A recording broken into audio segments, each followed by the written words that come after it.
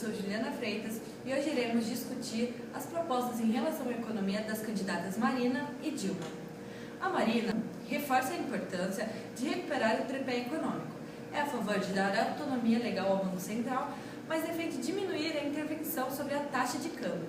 Mas também prevê estabelecer metas civis de inflação e criar cronogramas para levar ao centro da meta atual. Prevê a criação do Conselho de Responsabilidade Fiscal para fiscalizar gastos públicos e metas fiscais. Já a candidata Dilma promete redução dos juros, inflação na meta e rigor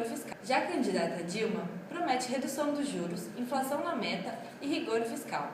Prega a modernização para aumentar a produtividade e competitividade.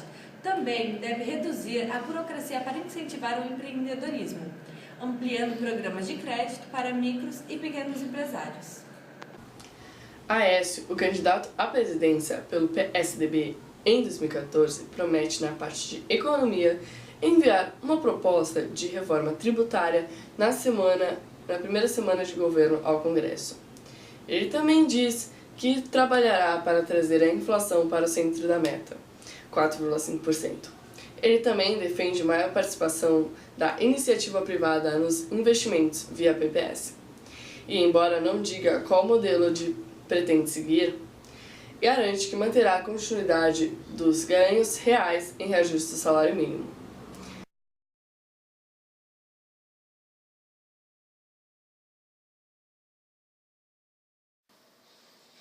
No começo das eleições de 2014 para presidente do Brasil, Dilma Rousseff, Aécio Neves e Eduardo Campos eram as três maiores potências para ganhar esse cargo. Após a morte de Eduardo Campos, Marina assume seu lugar, ficando em segundo lugar no Ibope de agosto de 2014, como podemos ver nas imagens a seguir.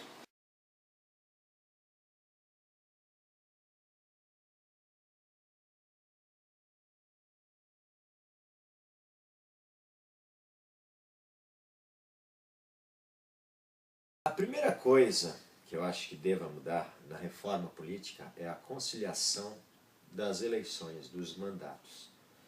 Não tem mais cabimento o país inteiro parar de 2 em 2 anos. Né? Em um ano você tem eleição para vereadores, prefeitos, de vez em quando senadores. 2 anos depois você tem eleição para deputado federal, deputado estadual, governador, senador novamente, né? Porque o mandato de senador tem mandatos de 8 anos e recompõe uma parte do Senado, presidente. E acaba atrapalhando muito, fora o custo disso que é enorme. Para se realizar uma eleição, você tem uma estrutura muito grande, né? O país inteiro para. E não só isso. Muitos, vamos dizer assim, falsos candidatos. Por quê? Você tem vereadores, você tem políticos de outros cargos que acabam largando o mandato para concorrer a um cargo de deputado, que ele sabe que ele não tem chance nenhuma de ser eleito, seja pelo partido onde ele está, ou pela quantidade de votos que ele precisa, a cidade dele, mas ele faz isso apenas para ficar conhecido, para lançar o nome dele, né, para que as pessoas não esqueçam quem ele é para as próximas eleições. Então isso, de certa forma, chega a ser até um estelionato eleitoral, porque você engana o eleitor. Né? A pessoa vai lá, deposita o seu voto, o candidato mesmo sabe que ele não tem chances, mas tenta convencer você que vote em mim. Então isso precisa ser mudado drasticamente. Eu acho que da reforma política, este é o item mais urgente, conciliar os mandatos, para que todas as eleições ocorram de uma vez só e o país não tenha que parar de 2 em 2 anos. E fora a economia para o país também. O voto distrital é muito importante. Você, por exemplo, vamos falar aqui da Baixada Santista de Santos. Chega na época de eleições, você vê candidatos aparecendo aqui que você nunca viu na vida, nunca mandaram um centavo para a cidade.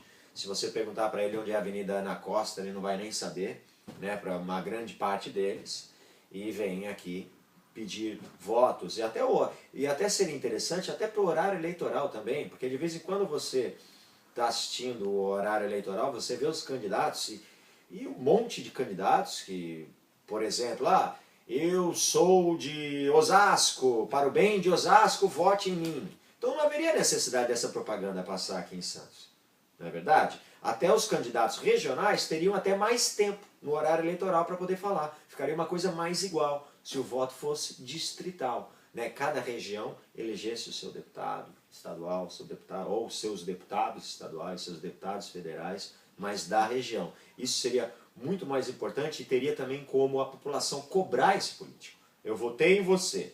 Aí imagina, você vai votar você votou no deputado que encheu a cidade de placa, que é lá de São José do Rio Preto.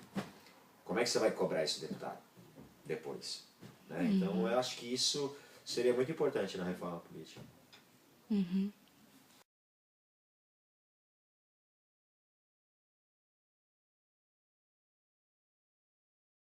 Também é outro absurdo, né? Se você pegar, por exemplo, eu sou canadense, né, e tenho a nacionalidade brasileira também, né? Sou naturalizado brasileiro. No meu país, por exemplo, na América do Norte, são 2 partidos, né? Existem outros menores, mas não concorrem. Ou você é republicano ou você é democrata, ou você é esquerda ou você é direita. Aqui você tem 10 esquerdas e as 10 falam mal uma da outra, né?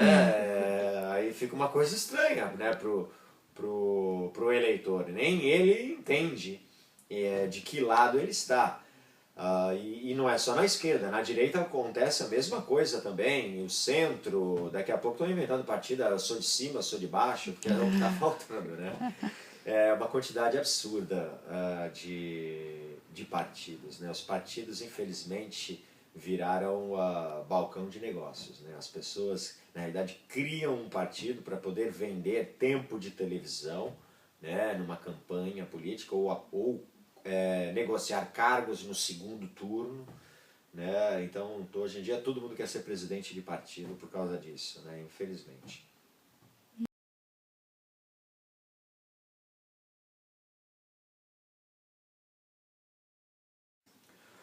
Olha, eu acho que deve ser mantido, sim. Não obrigatório, mas eu acho que deve ser mantido. Eu acho que quanto mais nós estimularmos os jovens a participar da política, melhores as chances do cenário que a gente vê hoje em dia mudar, infelizmente. Eu entrei para a política por incentivo dos meus alunos. É o meu primeiro mandato. Eu sempre em sala de aula comento o que eu gostaria de fazer, gostaria que aqui fosse assim. E aí os meus alunos me estimularam a entrar para a política. Mas eu acho que deve ser mantido, sim. Não obrigatório, mas é muito importante. Mesmo havendo pouca participação, e justificada até, né? Se os adultos estão descrentes com a política, imagina os jovens também. Então, mas não se deve perder as esperanças.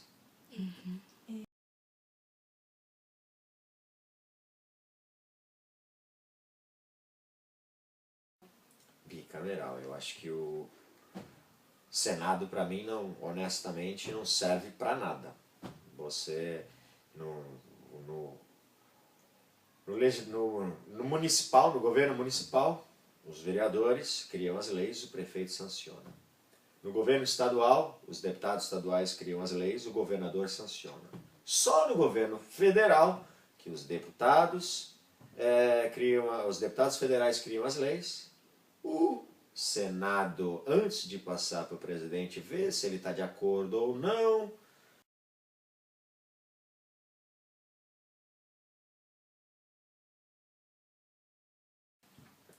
O papel do vereador, criar as leis municipais, né? Eu acabei de criar uma recentemente, a Lei Cidade Sem Lixo, né? Que multa quem joga lixo no chão, de minha autoria.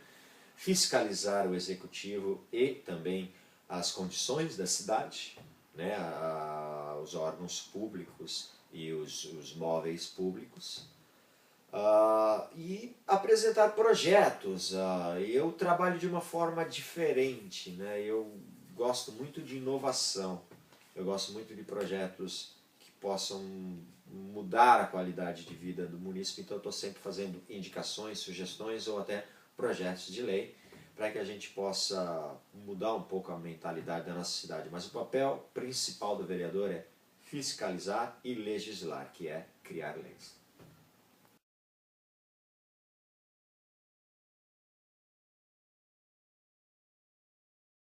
A questão é uma das questões que deve ser, né?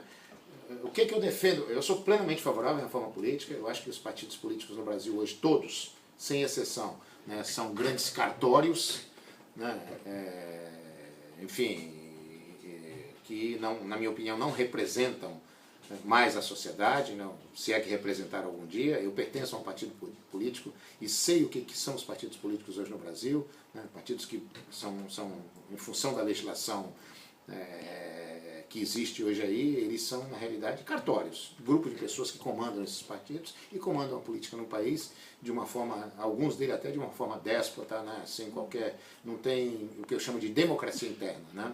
Então eu defendo uma reforma política que, primeiro, venha com voto facultativo, né? Sou favorável ao voto distrital, né? O que é o voto distrital?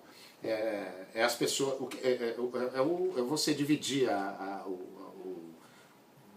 o Estado, no caso, quando você discute uma eleição para deputado, é dividir o Estado em regiões, né, em distritos, né, e os candidatos serem representantes daqueles distritos, sejam eleitos pelos distritos.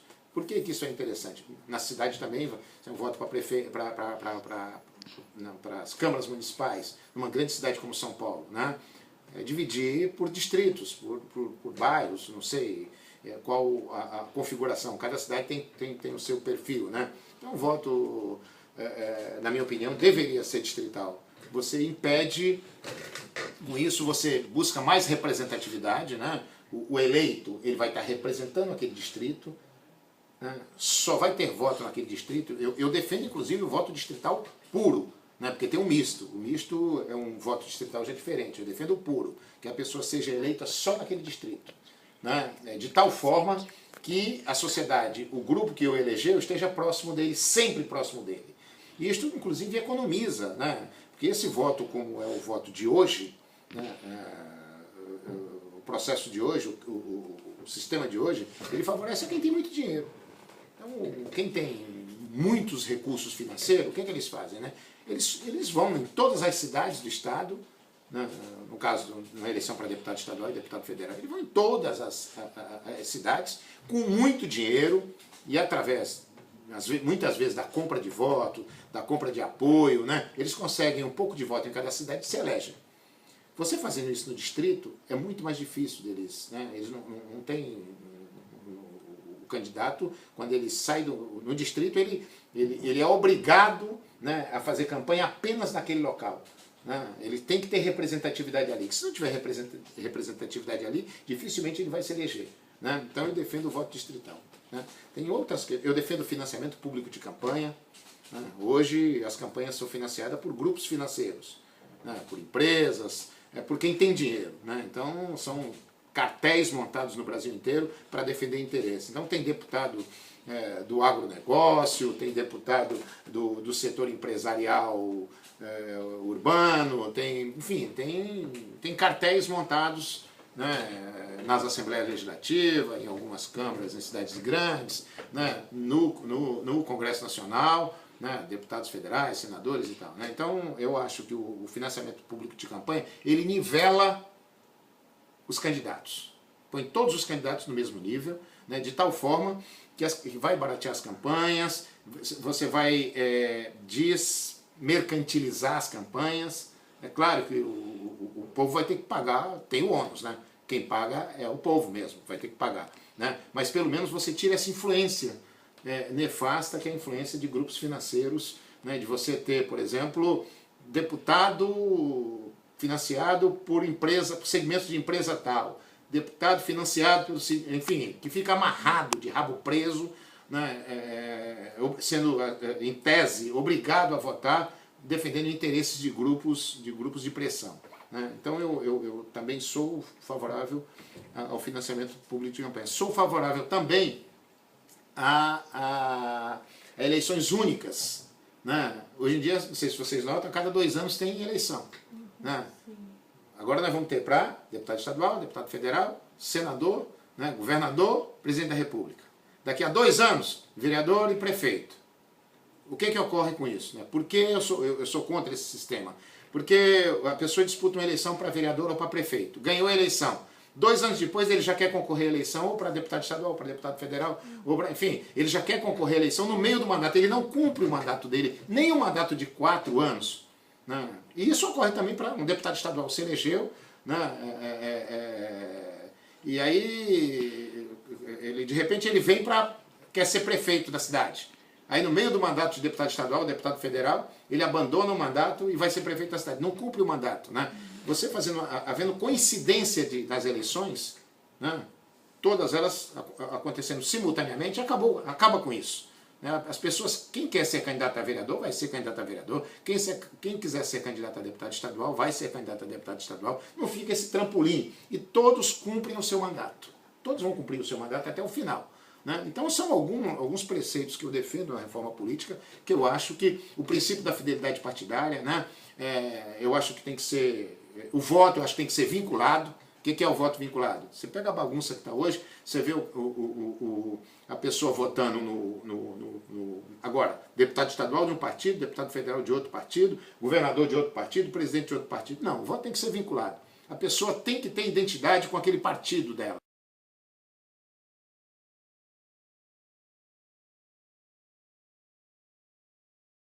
Eu acho interessante. Ora, eu acho que se vai montar cartéis também dentro dos partidos, mais ainda, né?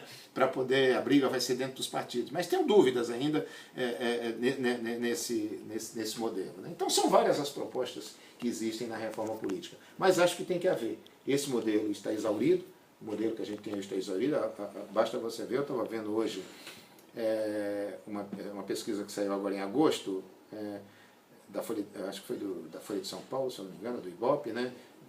Sobre a avaliação do Congresso Nacional. Né? E a gente viu 11, 12, 13% das pessoas que classificam como bom e ótimo, né? 40 e poucos por cento regular e 40 e poucos por cento ruim e péssimo.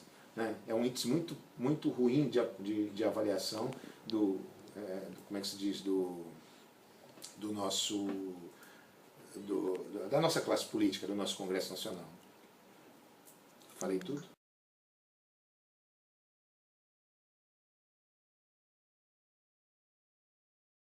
Pelo vereador, nós temos a nossa república, né? Nós temos 3 poderes. Né? Um poder, o executivo, o nome já diz, executa, né? É o poder que tem exercido pelos prefeitos, pelos governadores e pelo presidente da República, que tem por finalidade o quê? Né? Ele tem os recursos, um orçamento, né? que o povo lhe dá dinheiro, de recursos, de impostos, né? E eles, com aquele dinheiro, obviamente, o que eles vão fazer? Implementar as políticas públicas, ou nas cidades, ou no Estado, ou na União. Né?